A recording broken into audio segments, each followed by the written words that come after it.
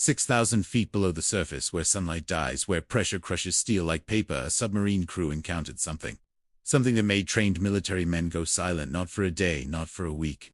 Forever. The government filed no official report, the crew signed documents they were never allowed to discuss, and one crew member, before he disappeared, whispered just 3 words to his daughter. It was alive. What did they see? In the darkest place on Earth, welcome to Marine Discovery Hub, the place where the ocean gives up its darkest, deepest, most dangerous secrets. Now listen, if you've never subscribed to this channel before, think of it this way. You know how your grandfather never missed his evening newspaper? Every single day without fail, that is exactly what subscribing to this channel is. Press that button right now and every extraordinary ocean secret we uncover arrives at your door, just like that newspaper. Do not miss a single edition, my friend. And before we dive 6,000 feet into this story, drop a comment below right now. Where in this world are you watching from tonight?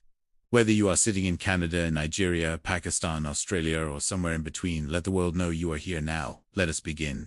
The year was 1997, somewhere in the North Pacific Ocean, a United States Navy submarine slipped quietly beneath the surface. It carried a crew of 30 own men, experienced men, disciplined men who had spent years training for the most extreme conditions the ocean could throw at them.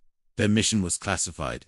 Even today, the full details of that mission remained locked inside government filing cabinets that ordinary people are not allowed to open. What is known through fragments of declassified documents and carefully worded statements is that the submarine was conducting a deep reconnaissance operation, a listening mission. The ocean, after all, tells stories.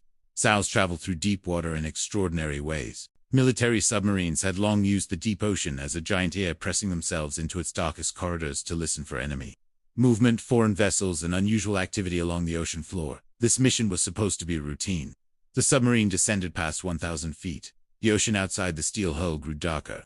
At 2,000 feet, no sunlight existed anymore. The world above, its noise, its chaos, its warmth disappeared completely. At 4,000 feet, the crew settled into their positions. Instruments were running. Sonar was active. The submarine moved slowly, carefully through water so cold it hovered just above freezing. Then they pushed deeper, 5,000 feet. The pressure outside was now 220 times greater than the air pressure a human being feels standing on land. The steel hull groaned quietly, a normal sound at these depths, but one that never fully lets a crew member forget where they are. At 6,000 feet, everything changed. The sonar operator, a 12-year Navy veteran named Impartial Records Only as Petty Officer R, suddenly sat completely upright in his chair. His hands stopped moving. He pulled his headphones tightly against his ears. And then he said 4 words that every crew member in that control room would later claim they never forgot. Something is down here. The commanding officer moved quickly to the sonar station. He looked at the screen. He looked at the readings, and according to 3 separate crew members who spoke privately decades later in their retirement, the commander's face changed completely in that moment. Not to fear, to something far more unsettling. To recognition, as if whatever that sonar was showing him was something he had been quietly warned about before the mission ever began. Nobody spoke, not one word. In a submarine at 6,000 feet, silence is never truly silent. There is always the hum of machinery, the soft electronic beep of instruments, the distant groan of steel under pressure. These sounds become a kind of background heartbeat, so familiar that experienced crew members stop hearing them entirely. But in that control room, in that specific moment, every single man heard the silence because Petty Officer R had stopped breathing, not literally. But the man who had spent 12 years listening to the ocean through military-grade sonar equipment, a man who had heard whale songs, underwater earthquakes, foreign submarine engines, and sounds that had no official name, had gone completely unnaturally. Still, his commanding officer leaned over the sonar screen.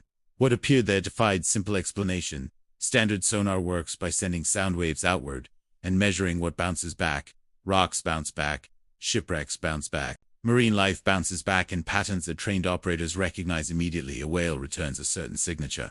A school of fish returns another. What appeared on that screen returned nothing recognizable. The object, if it could be called an object, was moving, not drifting with current, not sinking, not rising.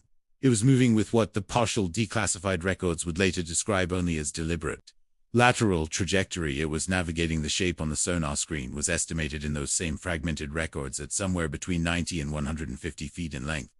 Larger than most known deep-sea creatures, smaller than the submarine itself, and it was moving directly parallel to their vessel, as if aware of their presence, as if watching them back. The commanding officer immediately ordered the crew to cut all non-essential systems. The submarine went quieter in deep military operations. This procedure, known informally as running silent, is used when a vessel needs to avoid detection. The crew was now hiding from something that had no name for 11 minutes, a duration confirmed by the vessels. Automatic navigation log, one of the few records that survived for that redaction. The object maintained its parallel course, same depth, same speed, same distance. Then it did something that broke at least two crew members completely. It stopped. The object held position for exactly 4 minutes and 30 seconds.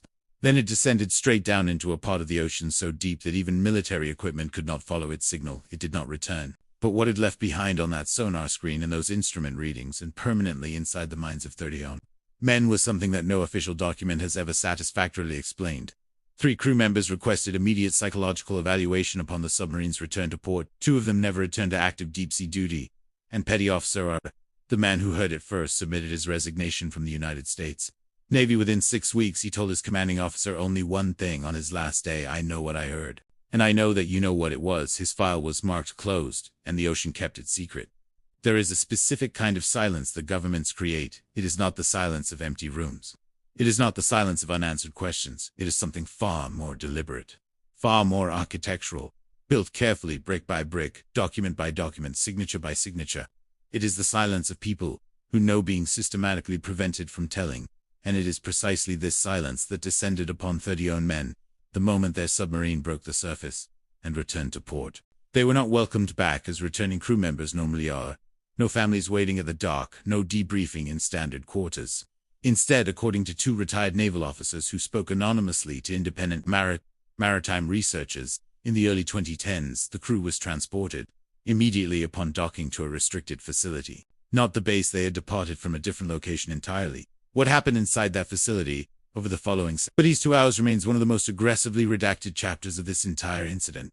Freedom of Information Act requests filed between 2003 and 2019 returned documents so heavily blacked out that researchers describe them as more ink than information. What is known is what came out the other side. Every crew member signed a non-disclosure agreement, not the standard operational security documents that Navy personnel routinely sign. These were different, specific, targeted directly at the events of those 11 minutes at 6,000 feet. The language, according to one crew member's personal attorney who reviewed the document years later, was extraordinary in its precision.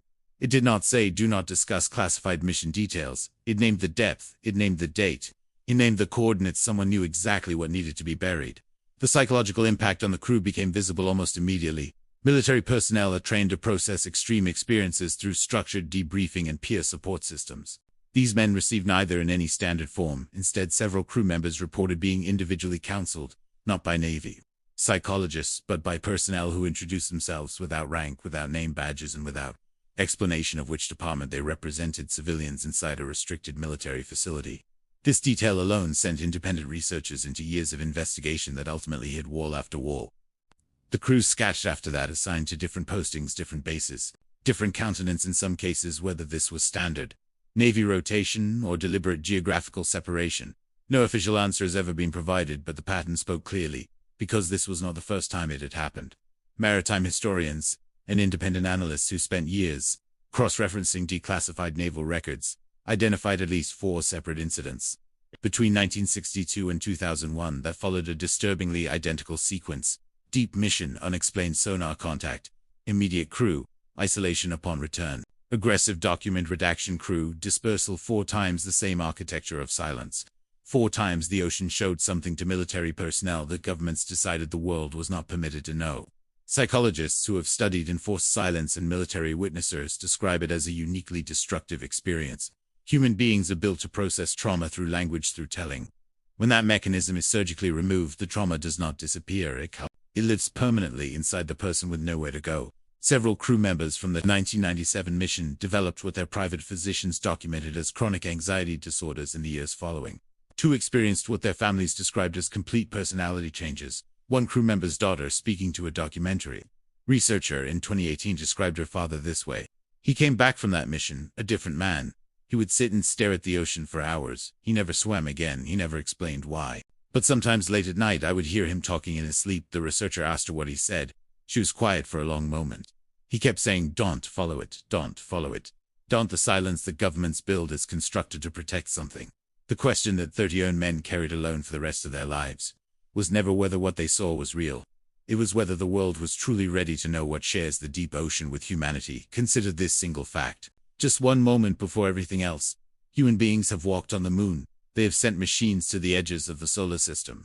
They have mapped the surface of Mars with extraordinary precision. They have photographed galaxies, billions of light years away, and yet more than 80% of Earth's own oceans remain completely unmapped, completely unexplored, completely unknown. The most alien world in the entire human experience is not somewhere out in the stars. It is directly beneath the surface of this planet, covering 71% of everything, holding 97% of all the water that exists on Earth, reaching depths so extreme that the entire Mount Everest could be dropped into certain ocean trenches and disappear without a trace. Whatever lives down there has never needed humanity's permission to exist, and this is precisely where the 1997 incident stops being simply a military mystery and becomes something far larger, far older, far more unsettling. Because when researchers began pulling threads from that single incident, they did not find isolation. They found a pattern that stretched back decades. A quiet, consistent, carefully managed pattern of governments around the world encountering something in deep water and making the identical decision every single time. Contain it, classify it, silence the witnesses. Not investigate, not announce, not prepare the public. Silence. The United States Navy established a program in the 1960s known as the Sound Surveillance System, SOSUS, an extraordinary network of underwater microphones, stretched across entire ocean basins, originally designed to track Soviet submarines during the Cold War. What that system recorded over decades of operation filled thousands of classified hours of audio. Most of it was released eventually. But researchers who studied the released recordings noted something quietly disturbing. Certain frequency ranges, certain depth signatures, certain geographical coordinates were missing entirely from the released archive, not corrupted, not damaged, not lost, removed deliberately.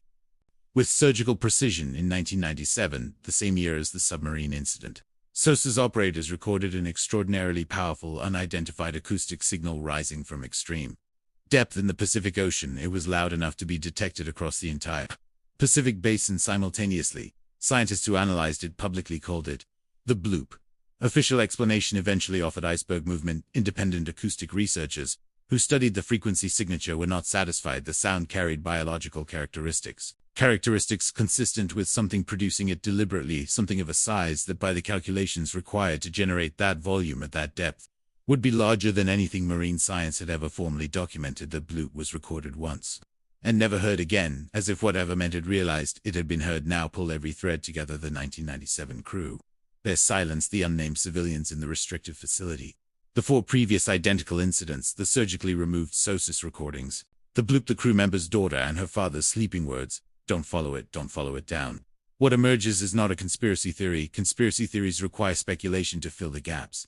What emerges here is a documented, consistent, cross-referenced institutional behavior. Governments do not build elaborate architecture around things that do not exist. They do not silence 31 trained military professionals over nothing. They do not redact coordinates.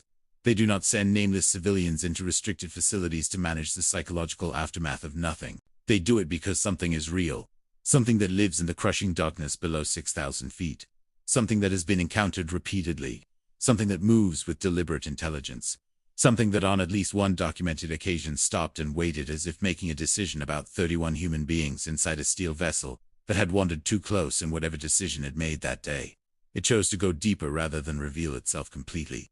Perhaps the most important question is not what the submarine crew saw in 1997. Perhaps the most important question is the one that no government press release, no redacted document, no official silence has ever been able to fully erase. If something of that intelligence, that size, that deliberate awareness has been down there all along, what else has it seen? Humanity has been sailing on the surface of this ocean for thousands of years, building civilizations on its edges, fishing its upper layers, celebrating its beauty, all while something ancient, something vast, something that governments have quietly chosen to keep secret, has been watching from below. The ocean does not give up its deepest secrets easily, but sometimes 6,000 feet down in total darkness under pressure that crushes everything human beings have ever built. It lets something be seen just long enough to make 31 men go silent. Forever.